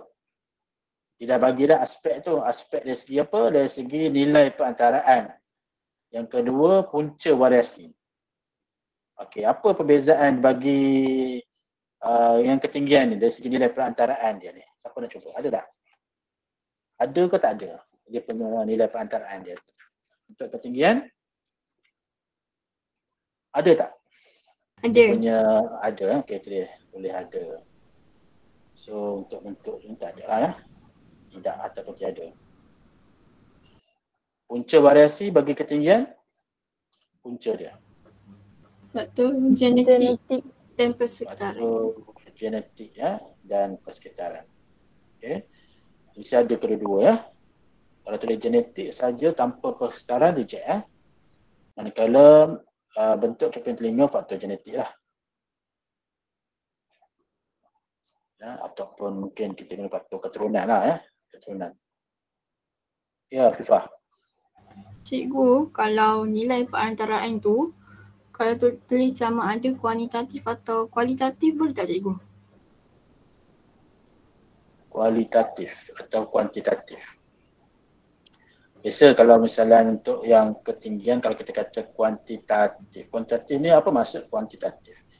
Kuantitatif ni sesuatu yang boleh diukur. Sesuatu yang diukur. Jadi sekarang ni ciri ataupun aspek yang di sini ialah nilai perantaraan. Nilai perantaraan. Jadi dia tak kenalah dengan aspek tu ya. Kalau kita kata kuantitatif. Jadi kuantitatif atau kualitatif tu dia aspek apa? Aspek apa? Dia bukan aspek nilai perantaraan tu. Dia aspek dari segi nilai ataupun keboleh ukuran ya. Keboleh ukuran dia. Ya. Mana boleh ukur, barulah kita sebut kuantitatif untuk ketinggian dan kualitatif untuk bentuk cermin telinga. Cuma aspek tu ya, aspek ni nilai perantaraan ni ada ke tak ada. Itu je ya. Kalau kita tengok aspek ni lah. Apa maksud perantaraan di situ? Faham tak perantaraan? Intermediate value. Artinya kalau kita tengok ketinggian ni ya, dia ada range dia ya, dia ada range daripada yang rendah dan kepada yang sederhana, kemudian ada yang tinggi dan dia punya taburan dia adalah taburan normal, graf dia taburan normal. Taburan normal ni maknanya bentuk curve dia, bentuk loceng. Artinya kebanyakannya mungkin berkumpul pada yang sederhana. Ya, sederhana macam kita dalam kelas lah ya. Dalam kelas kita katakan ada 30 orang student. Mungkin yang paling rendah kita ukur berapa ketinggian dia. 150 contoh. 150 cm. Yang paling tinggi dalam kelas kita mungkin 170. Ya, kemudian yang 160 paling ramai. So kalau kita buat, jadi dia ada perantaraan antara tinggi dengan rendah. Antara orang yang tinggi, yang paling tinggi dengan paling rendah, dia ada julat dia. Dan julat tu yang pertengahan. Yang tengah tu. Jadi itu dipanggil perantaraan. Sedangkan yang cermin telinga ni ataupun nilai-nilai yang seangkatan dengan variasi tak selanjar seperti bentuk mata, ya, warna rambut, bentuk rambut, bentuk muka, ya, kumpulan darah, cap jari, dia tak ada nilai perantaraan. Dia tak ada contoh bentuk rambut lurus kerinting. Rambut lurus kerinting. Rambut separuh kerinting tak ada. Rambut separuh lurus tak ada. Itu dia buat. Ya. Kulit, warna kulit, ya. Apa tu tadilah cap jari tak ada nilai perantaraan. Dia tak ada. Bila dewasa daripada kecil lahir sampailah mati cap jari sama je. Dia tak ada ya. Okey, jadi itu sebab tu kuantitatif ataupun kualitatif tak boleh terima di situ ya. Untuk nilai perantaraan. Okey, jadi itu jawapan dia tadi. Okey, dapat dah setiap satu tu satu markah ya, kena betul kiri dan kanan ya. Kena betul kiri dan kanan baru dapat satu markah. Jadi menggunakan maklumat dalam rajah 3.1 yang kita jawab tadi tu, nyatakan maksud variasi. Jadi apa itu variasi? Ada nak cuba? Ada yang dah cuba variasi? Saya cikgu. Siapa? Saya siapa? Afifah? Afifah. Okey, Afifah, okey. Variasi adalah perbezaan ciri antara organisma dari spesies yang sama.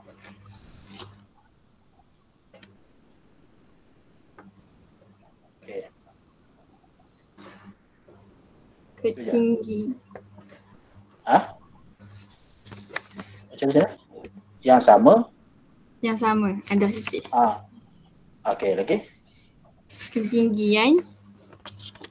Oh, ketinggian. Merupakan variasi fenotip. Merupakan variasi Fenotip. fenotip. Okay. Manakala bentuk cuping telinga ialah variasi genetik.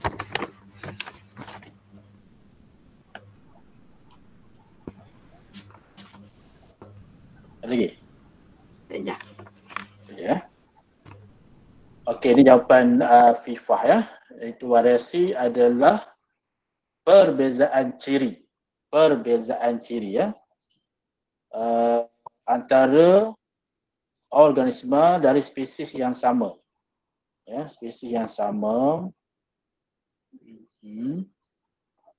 Spesies yang sama ni ada satu point dari spesies ya, antara organisma dari spesies yang sama ni. Okey. Perbezaan ciri ni dia tak rujuk pada siapa ya. Ciri apa? Itu yang terdapat di situ ya. Perbezaan ciri apa? Perbezaan ciri ketinggian ke ataupun bentuk telinga, bentuk cuping telinga ke, kena sebut. Ya. Kemudian ketinggian merupakan variasi fenotip, manakala bentuk cuping telinga adalah variasi genotip. Okey, jadi saya cek ya. Spesies yang sama setakat ni lah tu yang dapatnya. Untuk istilah variasi fenotip dengan variasi genotip tak ada ni. Ya. Jadi setakat ni satu markah saja. Ya. Variasi adalah perbezaan ciri antara organisma dari spesies yang sama. Spesies yang sama ataupun kita sebut PQRST pun boleh ya. Semua yang sini perbezaan ciri ni tak nyatakan apa dia punya ciri tu. Ketinggian ataupun bentuk cuping telinga ya. Jadi sini satu markah saja ya. Ada orang yang nak jawab? Siapa lain? Kita tengok skema lah ya. Tengok skema. Okay, pertama kita kata variasi ialah perbezaan tinggi ya. Perkataan perbezaan tu penting sebab variasi itu daripada perkataan bahasa Inggeris vary. Ya, vary. Vary ini maknanya berbeza.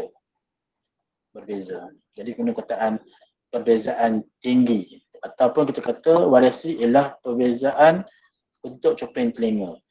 Kita di sini kita nak berdasarkan gambar rajah ya. Sebab soalan ini dikata based on the diagram, berdasarkan gambar rajah. So gambar rajah tu kita cerita tentang ketinggian dan juga bentuk cuping telinga. So penting yang kita sebut perbezaan ketinggian ataupun cuping telinga. Bagi individu ataupun kita kata PQRST ataupun kita sebut bagi spesies yang sama. Spesies yang sama tadi adalah point tu kan. Cuma bagi individu PQRST tu tak dinyatakan lah. Okay, Syah, habis itu ya. Aku tengok yang variasi genotip yang fenotip tu di mana tu? Afifah. Ketinggian merupakan variasi fenotip manakala cuping telinga adalah variasi genotip. Buku teks ke? Buku rujukan. Buku rujukan. Buku teks? Mesti lupa. Rujuk buku teks lah. Ini bab belas sekali ya, cetakan Roni 305. Dekat kitab lain pula.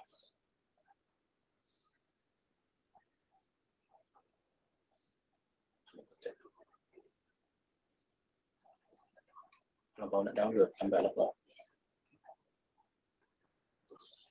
Kalau buku teks, buku rujukan tu buku rujukan apa? Spotlight. Apa? Spotlight? Okay. Nyanyi. Cuma mungkin dia tidak merujuk kepada gambar rajah lah. Soalan jawapan awak tu tidak fokus kepada soalan berdasarkan gambar rajah ya. Ini pokok dah, lebih 20 dah. Ya, yang dia.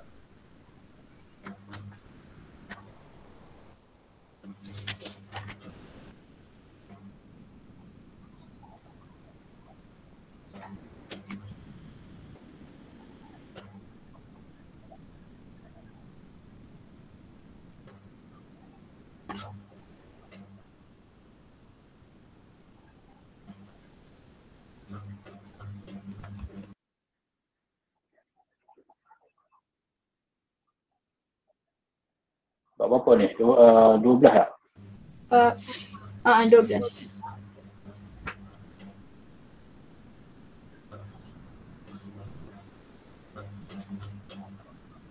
Ya ke berapa? 12. Muka surat 256 cikgu. 5 dah.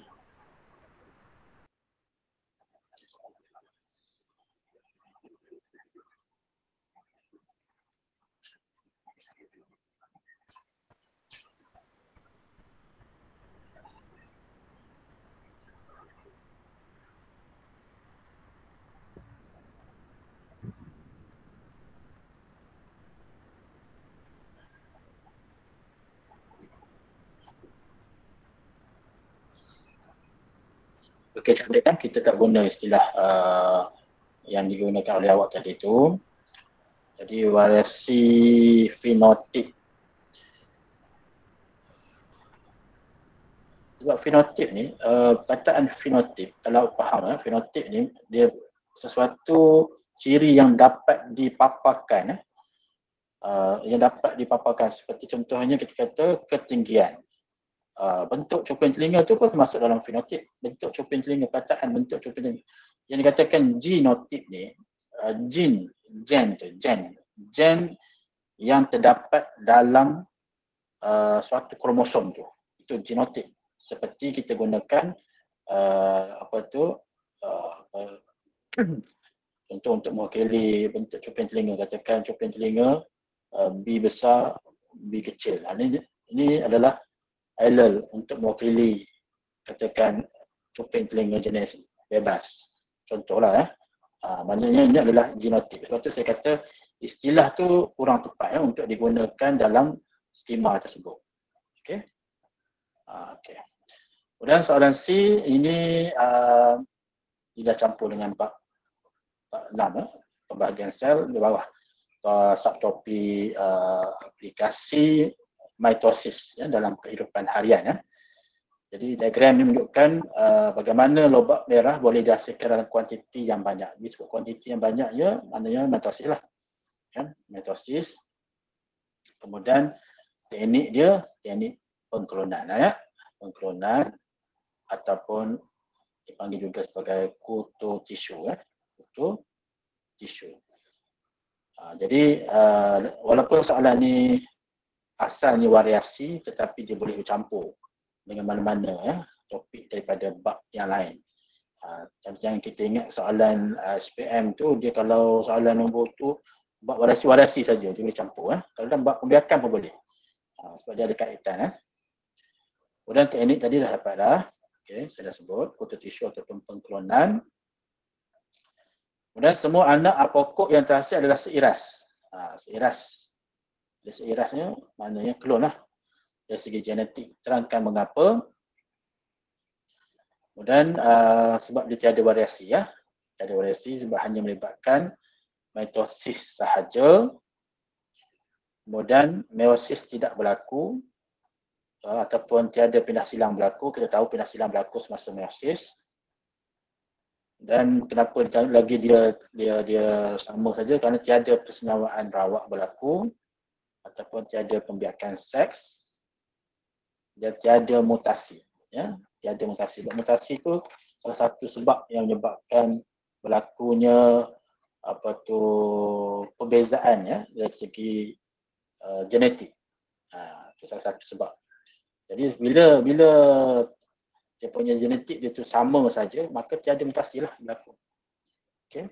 Ada jawapan lain tak? Ada yang beri jawapan lain?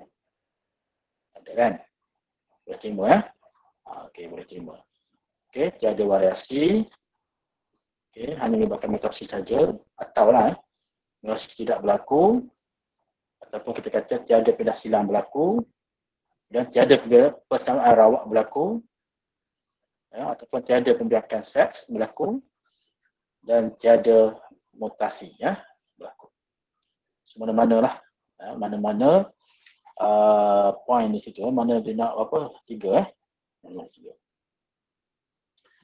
Kemudian ni soalan kebat satu lagi. Mungkin soalan yang terakhir kita lah, ya. Rajah menunjukkan satu pokok pisang yang menghasilkan buah yang berlainan saiz. Okey, ada yang saiz besar, sederhana, yang kecil. Kalau kita tengok kedudukan, yang besar tu dia di tandan dia tu di atas lah. Yang sederhana tu di tengah, kemudian yang kecil di bawah, dekat dengan jantung. Dekat dengan jantung pisang. So sekarang ni, dia soalan kebat lah. Kalau ikutkan dia bahagian variasi juga, tajuk variasi, ya, dari segi adakah di variasi selanjar ataupun variasi tak selanjar, saiz buah. Adakah saiz buah tu variasi selanjar ataupun variasi tak selanjar. Jadi kita kena tahulah. Okay, terangkan satu faktor. Jadi so dia burukkan dah satu tu yang mempengaruhi saiz buah itu. Ya. Okey, jadi saya terus masa tak ada, kita terus pada skema. Okey, pertama disebabkan oleh faktor persekitaran, faktor persekitaran, bukan faktor genetik. So kalau awak cerita tentang faktor genetik, salah lah. Ya, faktor persekitaran. Itu jawapan dia. Sebab kita belajar dalam variasi ni ada 2 faktor sajalah. Satu persekitaran, satu genetik. Tapi kalau jawab faktor persekitaran dan genetik, salah juga. Dia tak boleh ada kataan genetik di situ, ya. Dia hanya faktor persekitaran. Macam mana dia katakan faktor persekitaran? Kita boleh bagi contoh. Seperti nutrien, cahaya, ataupun air, ya. Kemudian kita terangkan dengan lebih detail. Jadi kita kata buah pisang yang lebih besar menerima lebih nutrien. Kalau kita kata nutrien lah sebagai faktor persekitaran tu, ya, jadi nutrien di situ. Ya. Ataupun kita kata buah pisang yang lebih kecil menerima kurang nutrien. Kalau kita kata nutrien, kalau kita kata cahaya lah. Jadi buah pisang yang lebih besar menerima lebih cahaya. Boleh juga. Ataupun buah pisang yang lebih kecil menerima kurang cahaya. Begitu juga dengan air, ya. Ataupun poin yang seterusnya, buah pisang yang lebih besar mengandungi lebih banyak karbohidrat. Ini sokongan kepada poin yang ketiga tadi. Ataupun kita kata buah pisang yang lebih besar mengandungi lebih banyak hasil fotosintesis. Lebih banyak hasil fotosintesis, ya. Karbohidrat ni adalah hasil fotosintesis lah, sama. Ada jawapan lain tak? Ya? Ada lah. Kalau kita bagi yang sebaliknya boleh lah, ya. Sebaliknya kalau kita kata buah pisang yang lebih kecil mengandungi kurang karbohidrat.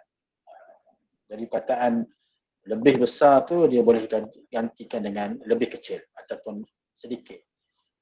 Vice besar, ya. Vice besar.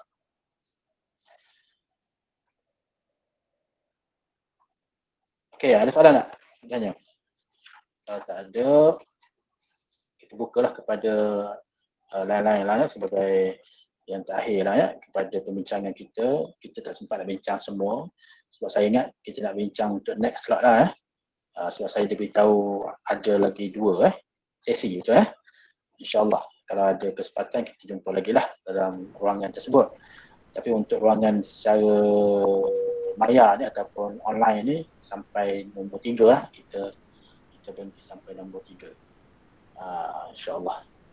Ada soalan tak? Okey. Hal lain kalau ada? Okey, silakan soalan sebelum kita dapat akhir program hari ni. Okey. Ambil peluang ni untuk tanya apa-apa. Cikgu. Ya. Kalaulah ada soalan kan dia tanya perbezaan antara sendi palsu dengan sendi yang original tu nak jawab macam mana? Soalan tu kena spesifik sikit lah. Maksudnya perbezaan fungsi ke, perbezaan struktur ke, kita tengok. Kalau soalan tu dia minta terangkan perbezaan struktur antara sendi palsu dengan yang sebenar tu, kerana kita hanya cerita tentang struktur saja. Kalau sebab soalan ni kadang-kadang kita kena tengok dia punya keyword dia. Keyword soalan tu, dia nak struktur ke dia nak struktur fungsi. Okey. Ada juga yang dia nak kedua-duanya, dia nak dari segi mekanisme. Kalau soalan kita terangkan perbezaan mekanisme. Itu yang kita akan jumpa dalam soalan esei tapi tak sampai lagi lah. Disebut mekanisme ni dia lebih kepada struktur dan fungsi. Kataan mekanisme tu kalau dia spesifik pada struktur, kita tak boleh tegang tentang fungsi. Kalau kita tegang tentang fungsi, dia reject. Kalau dia kata terangkan perbezaan fungsi antara apalah tak kisahlah apa-apa pun, jadi kita terangkan fungsi saja, jangan terangkan struktur. Tapi kalau dia kata terangkan mekanisme, kataan mekanisme merujuk kepada struktur dan fungsi. Okey. Dari segi poin apa tu kita kena study lah. Konten tu apa dia, sendi palsu ke sendi yang sebenar ke, itu kena ada konten lah. Caranya begitulah, tapi konten kita kena ada, itu yang paling penting. Yang saya sebutkan tadi dalam bio ni ataupun mana-mana lah, yang pertama kita kena ada konten, kemudian yang kedua skill, kemahiran. Kemahiran tu kita boleh tuntut, kita boleh belajar, macam ni lah sekarang ni, seperti seminar, bengkel, tapi konten tak boleh lari, kita nak tak nak memang kena kuasai. Orang kata page to page, maksudnya kita kena tahu muka surat demi muka surat, tak boleh skip dalam buku teks tu. Cikgu tu ada jalan-jalan mudah sikit ke? Jalan mudah kita kena kuasai konten dulu. Tak ada jalan mudah, tak ada shortcut. Sebenarnya semua kena melalui jalan yang sama. Buku teks form 4, form 5 saya kuasai. Tapi kita mungkinlah boleh tambah dengan latihan lah latihan yang berterusan lah. Kalau kertas satu dah tentulah kita punya kena latih tubi lah atas soalan-soalan objektif tu sebanyak mungkin. Macam tu. Okey. Okey, ada lagi soalan? Terima kasih cikgu. Ya. Okey. Yang lain ada soalan lagi? Okey. Tak ada Okey. Jadi insya-Allah inilah sesi yang pertama kali ni, nampak dah semua nak bersemangat balik lah untuk mengejar kecemerlangan, insya-Allah yang paling dekat kita target untuk percubaan ni lah, insya-Allah. Jadinya untuk program sekolah kita ada macam ni lah seminar seminar sebersedialah mental and physical.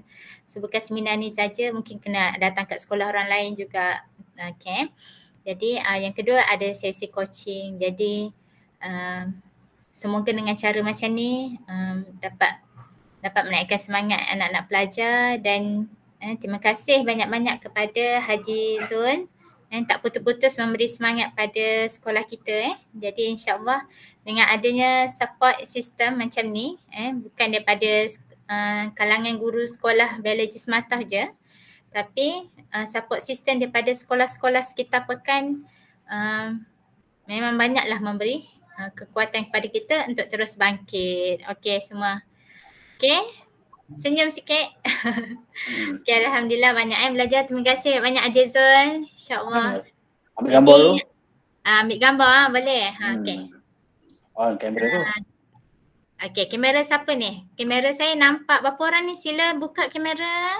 Nampak ada Wan Nadira yang buka, Alisha, Afifah, Najdah. Yang lain tak nampak pun. Okey, Umi, bagus Mi. Okey, yang lain? Kita kira sampai 10 Sila buka yang lain. 1. Okey. Syasha, sila, Inas, Hana. 3. Okey. 4. Senyum. Okey, Inas. 6. Hana buka Hana. Iza. 8. Okey. 9. Okey, senyum. 10. Sekali lagi. Ada yang baru buka tadi. Iza ada Iza. Iza, buka Iza. Dan dah Iza. Okey Iza. Okey. No, Syasha tak ada. Syasha. Okey Syasha. Hashan ni yang pindah ke Kelantan ni. Oh, yang kata tumpang Ah. tadi ya. Tumpang. Irina. Okey, terima kasih. Okey, kasih juga Haji, insyaAllah. Okey. Jadi kita InsyaAllah. tutup dengan surah Al-A'raf dan tasbih kafarah. Nanti untuk sumbangan dan cenderahati, insyaAllah lah saya akan PM Haji ya, insyaAllah. Okey. Bismillahirrahmanirrahim. Wal 'asri innal insana lafi khusr illa alladziina aamanu wa 'amilus solihat.